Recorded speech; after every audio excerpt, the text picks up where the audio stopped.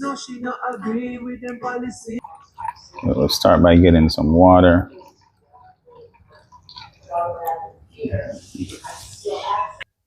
And here we have the sorrel. This we're using the red sorrel to make this jam. So I'm just gonna put that in the pot.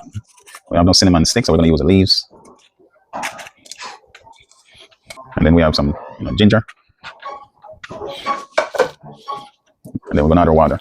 So if you've ever made the sorrel juice or drink, the idea is to pretty much mimic making a sorrel drink. You don't want to put too much water because the more water you put, then the longer you have to keep it on the flame or the heat to reduce it. So you don't use too much water. I believe for this, approximately 1.5 cup of water I use. I'm gonna blend the sorrel flour, so I'm gonna make sure it's soft as possible.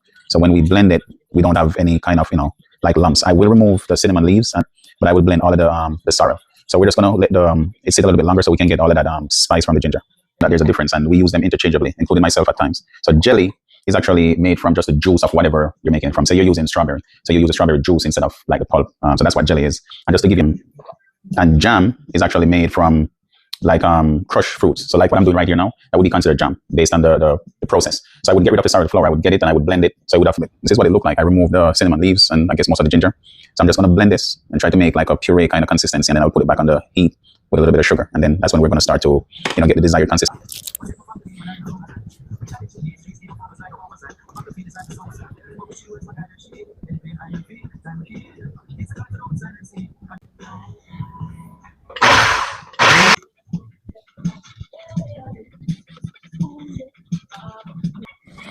Earlier for people who can't use sugar or sensitive to sugar, whatever the case may be, there are sugar-free options or low sugar options. However, it does not offer the thickening or jelly. So you can use sugar-free ingredients. It just won't get that thickening from the sugar component. So as I said before, you have to add other ingredients to get that thickening portion of it. Tart to it, which I don't mind. You still get the flavor of the syrup. You also know that there's some extra ingredients that you can do without. So you take a look at this and you saw in